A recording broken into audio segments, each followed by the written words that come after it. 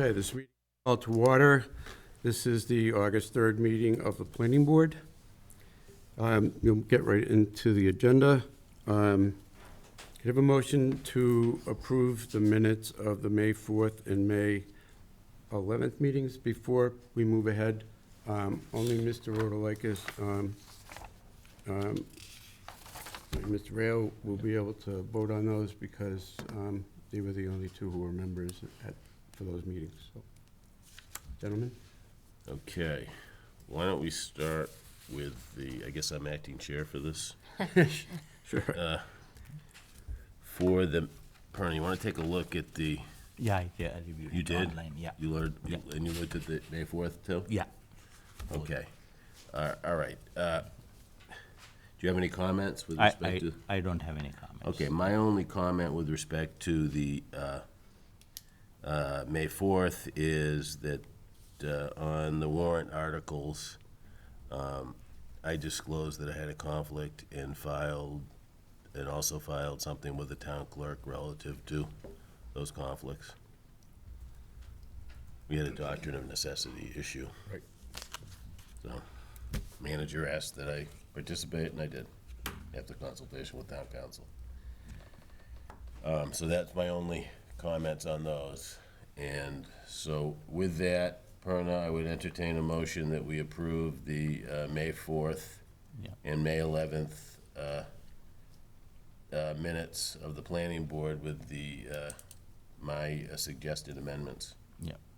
I move that we approve the minutes for May 4th and May 11th planning board meeting as described in this with the amendments that Mr. Rotalakis proposed. I will second your motion. All in favor? Yes. Aye. And 3 abstentions. 3 abstentions. Thank you. Thank you.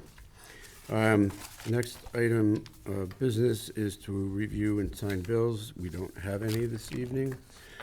Next order of business is board member comments. Does anybody have any comments this evening? No comments, Chair. for me.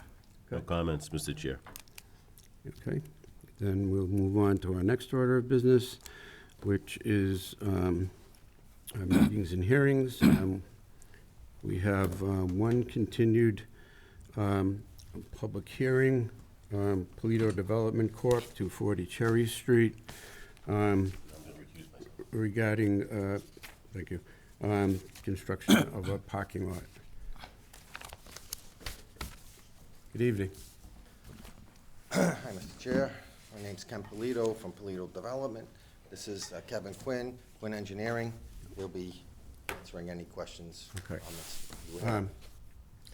We had a couple of outstanding issues. We had the site plan that we asked you to provide, and to see if you could get a photometric plan for the lights in the parking lot. So, do you want to address those two Certainly. issues? Mr. Chairman, Kevin Quinn with Quinn Engineering. We've submitted a survey of the property which goes the entire property to all property lines. The previous survey showed the area of work, but there was portions of the site that weren't included in the survey. The survey in front of you now includes the entire property. Right. Board asked us for I guess I'd say an improved photometric plan. So we provide you with a photometric plan that shows you the lighting intensity. The photometric plan shows that the lighting intensity at all property lines all the way around is 0.0 foot candles. So there's no spillage of light onto adjoining properties in any way. In addition, we adjusted the luminaires itself to ensure that we have dark sky compliant lighting, and this lighting is dark sky compliant, it's certified. It's in your package as well. Okay. Can I answer questions? Any questions? I don't have any questions, Chair. Okay. I must say it was an eye test, checking that out. It is, isn't it? Okay. Any questions? No. Ms. McGowan? No, so we do have a draft decision for the board's review tonight. In terms of the lighting, we did, thank you for providing that. We did also include a condition that the final plan set, that be incorporated into the final plan set, as it was technically a separate one, and we'll also, the final approved plan set to be reviewed by staff. So we'll have that incorporated in as one final set. But other than that, I think all outstanding issues that the board requested have been addressed, and we're happy to answer any questions in regards to the decision that we've provided. Okay, any other questions from members on the board on this? No. Okay, this is a public hearing. Is there anybody in the audience who'd like to be heard on this? Yep. Yes. Chris Lund, 235 Cherry Street. Photometric plan, we're just asking, with regards to this photometric plan, the copy we received from the board was a scanned of the paper copy, and everything got blurred. So we're hoping that the original PDF of that photometric plan could be sent to us versus a PDF of a paper copy, just so I can read the notes and read the stamp on the plan set. And then secondly, are we going to talk about the proposed site plan that was submitted? Or, because we got a copy of a existing site plan that has now been done in a plan view versus that photograph that was submitted previously, the aerial photography with the overlays on it. Our understanding is that a proposed site plan is for the whole site, and that was the whole point of the last time we had all met. And right now, we got a new existing plan.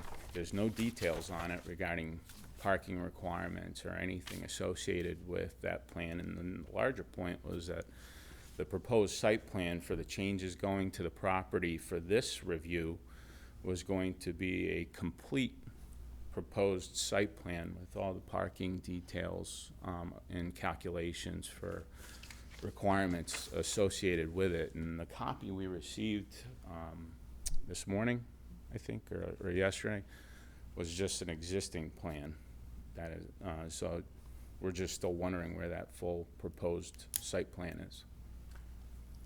Yeah, so we did receive the full survey plan that was provided, that's been discussed, and was forwarded to Mr. Lund. So that shows the full site extent of the boundaries. It is an existing conditions plan.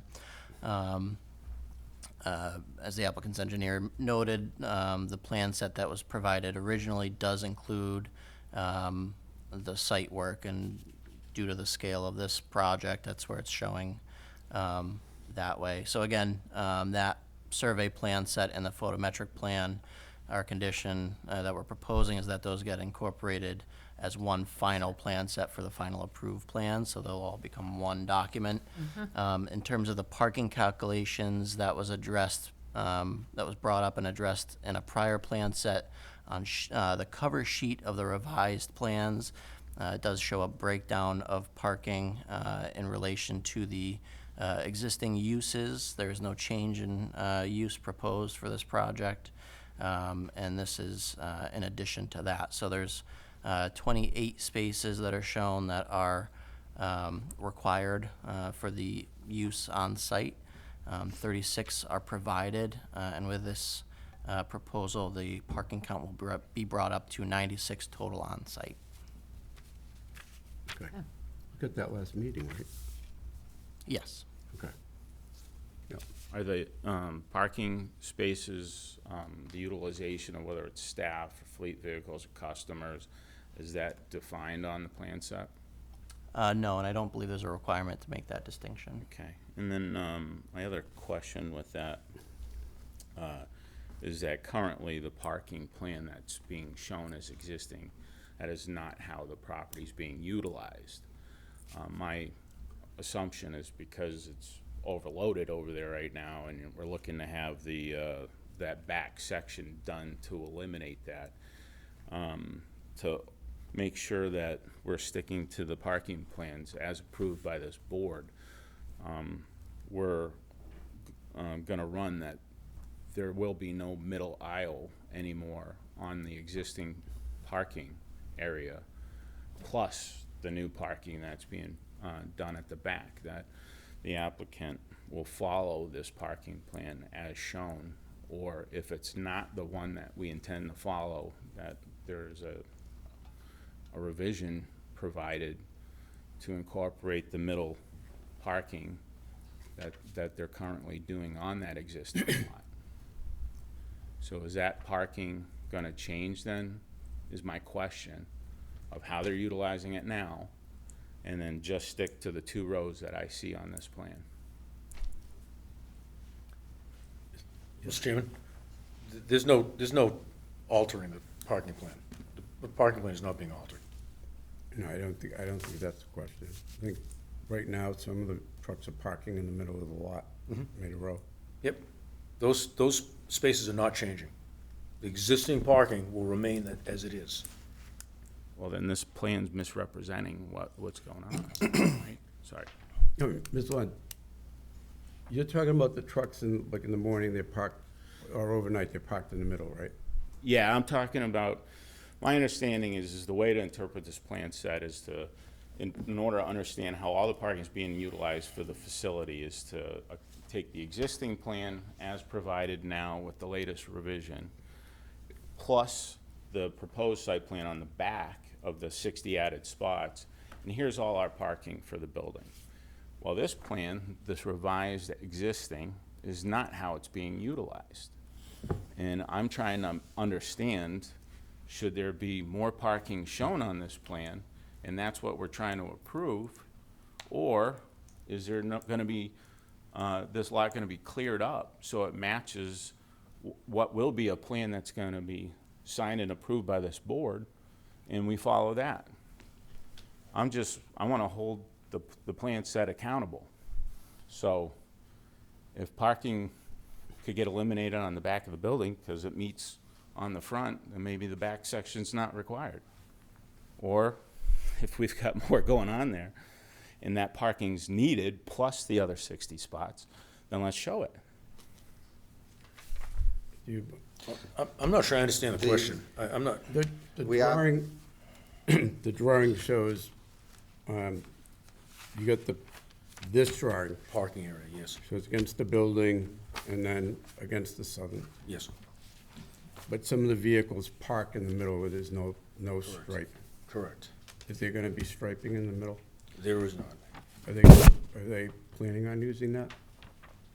They do park in the middle. I mean, it's overflow parking for their use. There's adequate space for the tenants to get Right, around. but I think the question is, are they gonna continue to use that? And if they are, is it gonna be striped and counted as parking? We can stripe it. We haven't striped it. We're just using what's there. They do park in those areas. I mean, why, is there a reason why they can't? But I don't either. Yeah, so, given that information, so we do review these plans in terms of vehicular access, especially for emergency vehicles, so, I do think that if the intention is to, park vehicles in what is shown on the plans, the drive aisle, those should be reviewed. Not necessarily saying that, fire will say one way or the other, but it's something that I would want them to have input on, to make sure that there's still adequate access for them to access the building. I mean, it's mostly in the morning when they come to work, they park, and then they leave. So it's not like an all-day thing. I mean, it's opened up, and they leave. So, but they do park it. Through the chair, if I could. Yes. My whole point with this is that I don't want a fictitious plan being approved. And I'm gonna hold the applicant accountable for the plan that's being presented in front of the board, and my access to that is through the zoning enforcement officer, and I just don't wanna go down a path where it becomes a whole nother part of our lives. If the parking is gonna get utilized and stay the way it's being utilized, let's get it on plan and let's have it be a real plan for that parking, and get approved as part of this approval. Seems to make a whole lot of sense to me. I don't know. And I share Mr. McGoldrick's concern with having the departments of the town review that plan set for how it's going to be used. Thanks. Perhaps the easiest path forward on this. So with that understanding that the parking plan as shown does not currently propose the parking in the middle aisle. That practice would not be done until either the plans are amended to show that and have review, but we could move forward with the current proposal as is and just have an amended plan provided as a separate de minimis change or modification request. Okay. That's what I was gonna ask. Through the board, there's 30, Yes. there's 30 parking spots we're talking about. To me, if 1/3 of the parking over there is not de minimis, and I want the plan, I don't think I should be asking this. I think it should be a minimum requirement that that plan set matches how we're going to park. And like I said, fire department, police, everybody else, zoning enforcement officer should all have a right, and we should have the right to review that plan set as part of public hearing before a site plan gets approved, and not after. I think we can handle it the way Mr. McGowick said. We can approve this tonight, and we'll come back and we'll treat it as an amendment. So it will get addressed. Okay? I mean, if the applicant is fine with that, so the existing parking, so the middle aisle parking wouldn't, we're establishing now that, that's not an approved use. Not approved. And so, we can approve the plan as is and move forward with construction of the new spaces. If that utilization of that middle is required or is desired, come back to the board with a separate application for that middle parking. Could I ask the applicant, in adding some of these new spaces, though, do you see that as an opportunity to address that middle parking situation, or? I mean, So, I would tend to think so, Producing 100 but, parking spaces, right. and we're replacing 28. There's ample parking with the plan that was proposed. If you, Mr. Chair, you're not replacing these. These are lined spaces. No, These are sir. already. Well, we're being told, though, that those spaces are now in question. But Right. we're producing many more More. spaces on the Right. property. So if you decide you want to keep them after, just come back and we'll address it. Mr. Chair, can I just ask a question? I just want to clarify if it's okay. Sure. Jennifer Lund at 235 Cherry Street. So if it's approved without those middle middle parking spots, I just want to make sure that the intent then would be, as soon as it's approved, those vehicles would be removed until such time as the plan is amended. I just want to make sure I understand the They'll be expectations. parked in a new space. But that space won't be available for several months. So I just want to make sure we're not going to park there because it's not adhering to the plan today. So we've had issues with just adhering to parking plans, generally speaking. So that's one of our main concerns, is just being true to the plan that we are approving. So I just want to make sure that if we're approving it this way, that we're not using those spaces until we get the amendment in and it's approved by the appropriate parties, and just set our expectations. Because if we approve it this way and we see it, it's be a violation, and if they're not moved, then we just know what our action is. Mr. McGowick. So, Mr. Chair, so I guess that's, I hate to lean on Patty for this, but, I think that enforcement of utilization of parking, whether it's existing, whether it's, between now or a month of it being done, that's gonna be in Patty's realm, in terms of enforcement of the approved plans. I think we really have to stress that as it is with the current zoning, the 28 spaces are required. The applicant is well beyond what's required. So someone could presumably come in with this same use, same project, and build it today on a similar site with only 28 spaces, and we would be hard pressed to say otherwise. The applicant is, I think, proposing to create significant excess parking. Right. And I think that needs to be brought into consideration as well in terms of not just the approval tonight, but in terms of enforcement. I think generally speaking, if you approve for 28, you'd expect use for 28. I'm to sorry, the fact- can you speak up a little bit? Oh, please? sure, sure. I would agree with you as it relates to if you're able to say this use only needs 28, then you build it for 28, you use 28. The problem is it's been much more use than that for a very long period of time, not adhering to parking. So that's our sensitivity is continuation of not adhering to parking as set in the site plan. And that's our continued concern. Yeah. Yep. Thank Being you. a little new to this and having a life of retail, I never heard that there was a problem putting more spaces in as long as there was room, if you met what the code said you had to have. So I'm new to this. Yeah, and just to opine a little bit further, it's not unusual for businesses to expand as they,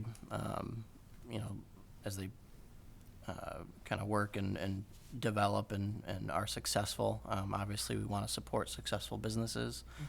So it's not unusual for those businesses to then expand beyond what the regulations propose for parking and find that they need Right. more than what our regulations are. Obviously, parking regulations are set, as a broad brush, and they're not specific to any particular business. And so it's finding that balance that we have to look at. And So let me ask you for my information, because I was on the other side of the table. If I have a lot and I need to provide 30 spaces, and I provide the 30 spaces, line spaces, and then I have extra room, and if I could put them in according to the zoning requirements, and I could put in another 10, I can't put in another 10? you mean in excess of? Yes. Yeah. No, You can. that's the proposal that we are here for. No. I'm talking about like if I had a lot like this. And so I needed, I'm just keeping it simple. I have 30 spaces, I need 30 spaces. But I have all this open space in the middle. I said, geez, I could put another 10 spots in. After I'm permitted, Yep. and I've got a going business, I can't go in and just put 10 spaces in there as long as they meet the aisle widths and the size of the spaces, I can't do that. Not without this permit, the special permit You have to go for through a a parking whole lot, thing? right? Well, it's a good thing you guys never came down to my stores. Okay. All right, that's all I want to know. All right. But for now,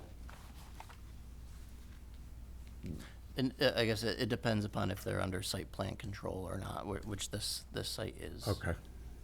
Has approval, so. All right, so then, what do we need to do tonight? So I'll defer to the board. I think, from the discussion tonight, I think, the applicant is amenable with moving forward with, if the board finds favorably, an approval, to then proceed with the construction of the new parking. In the meantime, they'll evaluate if they need to pursue a modification request, to address the middle parking, in the aisle. We're amenable to that, so that would be an amendment to this filing or a new filing? It would be, that would be a modification request. Modification, all right. Because tonight, basically, you're voting on the new parking area. Correct. That's what we brought for you tonight, is the new parking. Just ask when you write that into your decision, that you be very specific about that modification and where that allowed amendment comes from in the rules and regulations, and just be very clear so that we can understand whether we need to take action against that or not. If we will go along with that as an amendment versus a new filing. Thank you. So it would be a new filing. A modification, it would be a filing. Would we have opportunity for a public hearing again, if they're gonna modify the existing Site plan one? modification would. As a modification, it would be a new public hearing and not a public meeting. Very good. New public hearing, not a what? I'm sorry. Public meeting, so a de minimis change request would be a public meeting. It does not go notice to abutters. but a modification request does require a new public hearing. And Chris, if I hear you correctly, it would need to be a modification and not just a de minimis change? 10 or 15 spaces here, as long as we can get. I guess, what is, Let me, I'd like to understand what the trigger is for a de minimis change. So if it's only, if we're talking about, Striping, parking, we're just going to stripe a few more lots. We're not changing the parking lot, we're not adding area to the parking lot, we're just adding striping, painting spaces on the. right, so if it's adding 5 spaces or No, it can be more than that. that, 30. that's a de minimis, I would imagine. Yeah, I let me guess. just- I'm just trying to understand what that threshold is.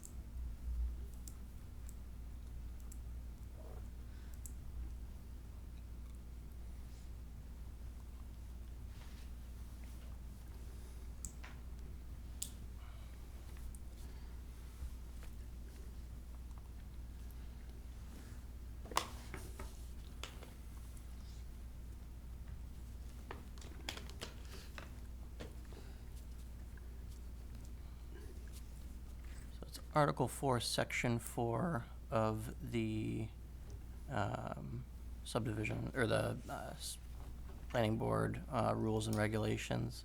Section 3 being the modification, Section 4 being the de minimis change. I'll just go to the de minimis change criteria. So de minimis changes may be approved for such changes including but not limited to the total number of parking spaces, parking space size and alignment, drainage, curb opening, removal of underground, minor changes to water or sewer, changes in hydrant locations, but total number of parking spaces. So this would fall within a de minimis change request. So it would be a public meeting. And the fee is $100 plus a narrative. It is not a public hearing requirement. So it's not a site plan modification? It is not a full modification, correct? Okay. All right, Okay. there you go.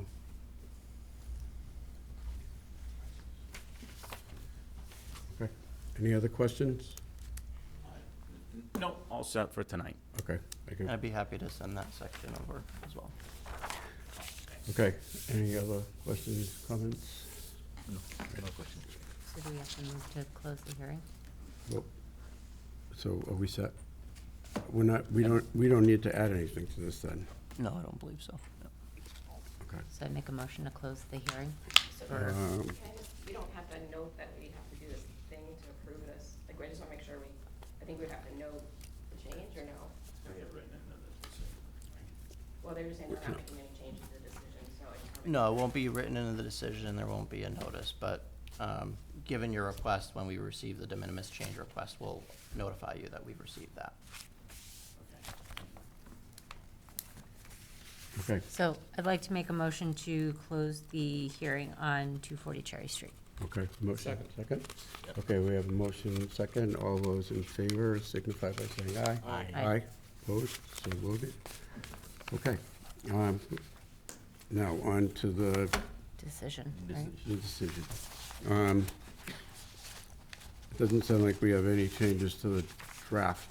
We're not making any changes to what we have, unless somebody has a suggested change. Unless do we need to make note of the de minimis change? I thought this is going to include. No, we're not, Minus we're change. not gonna do the other thing because we're not gonna do a site plan modification for the parking spaces. Okay. Yeah, then no comments. Okay. Comments? No? No comments? We don't need to. No comments? Okay. Okay, I have no comments. So, we have a motion to approve the draft decision. Make a motion to approve the draft decision for 240 Cherry Street. Second. Okay, we have a motion second. Any further discussion? There being none, all those in favor signify by saying aye. Aye. Aye. Opposed? So voted. Thank you. Thank you. Thank you. Okay, on to our next order of business. Item 6 is to discuss and vote on the bond release for 378 Maple Avenue, which is the Marketplace Shrewsbury, which used to be known as Fairlawn Plaza. Do we have an amount, Mr. McCullough? We do. So the amount that we currently have held is $12,131.55. 12,000, $12,131.55. okay. And, Work there is substantially complete. We have received as-built plans for the site. If you've been down there, definitely has quite the facelift, so. okay. Anybody have any questions or comments? No question, Chair. We have a motion to release the bond? It's get released in its entirety. Yes. Correct. Okay, I move that we release the site plan bond for 378 Maple Avenue, also known as the Marketplace, Shrewsbury, in its entirety. Second. Okay, we have a motion and a second. All those in favor signify by saying aye. Aye. Opposed, so voted. Next order of business is to discuss and vote on an updated bond amount for Falcon Farm subdivision. Mr. McGolbrick. Thank you. So this was in discussion with the engineering department and the applicant. Previously, we've issued the bond for $268,000 and change. After reviewing some of the work that's been done on site, the request is to reduce the bond amount. The grand total that the engineering department has provided us with is $207,900 remaining of work to be bonded. Can I ask a question? Nothing's been paid on that original bond yet, right? Correct. Because it was paid like immediately. That was already scheduled to be done, right? Correct, yeah, so some of the paving was done, the board in the previous bond request, they authorized the release of a portion of the lots pursuant to the bond being posted. We haven't released those lots yet, as we haven't received the check. This is a request to reduce the amount. So the reason it's being reduced is because they put the binder down. Okay, He's doing the work, so, right. Okay, but we're not gonna release those lots from In the the- covenant, the model lots from the covenant until he posts the bond. Correct. right. And we did have a request for granite curb, and he's not asking for that anymore. So, He's gonna do the slope grant. no, he's doing this vertical granite. Vertical granite. I would've given him slope. Okay. I think he was looking for slopes, but this is bonded as, He's looking for Cape Cod burr. this is bonded as vertical granite, so if he does come back for, it would be a modification request for the slope granite, and I had indicated that I didn't think we would do that, That's fine, I'm fine with that. Yep. because it's not in the Yeah, appendix. got it. Anyways, okay, so, have a motion to approve the updated bond amount? I move that we reduce the bond amount as just explained by the planner.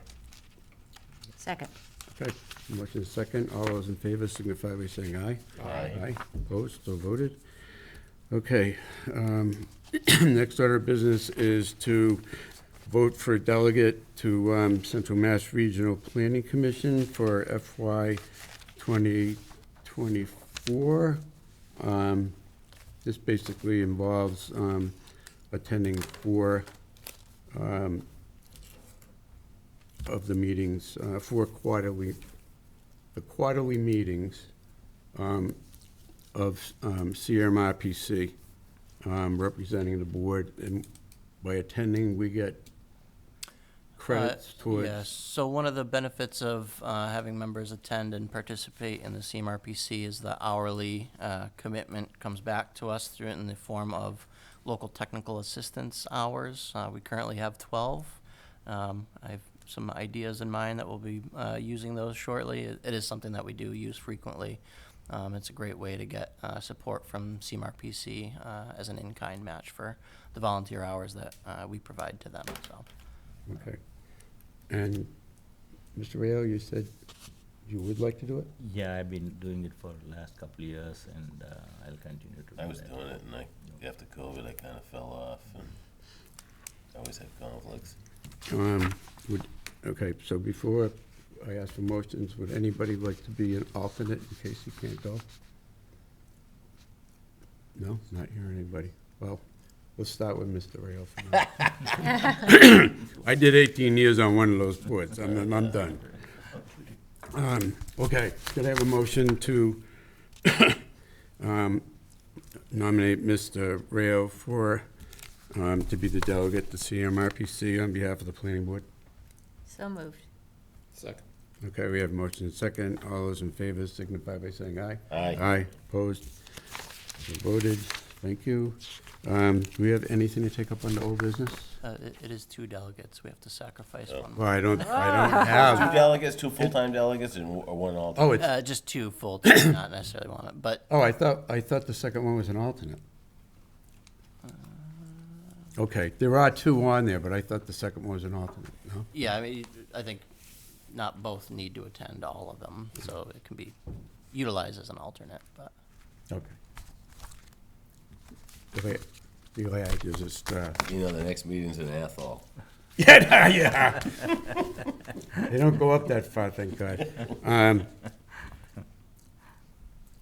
Mr. Iliadi just very graciously agreed, so before he changes his mind, will someone make a motion? So moved.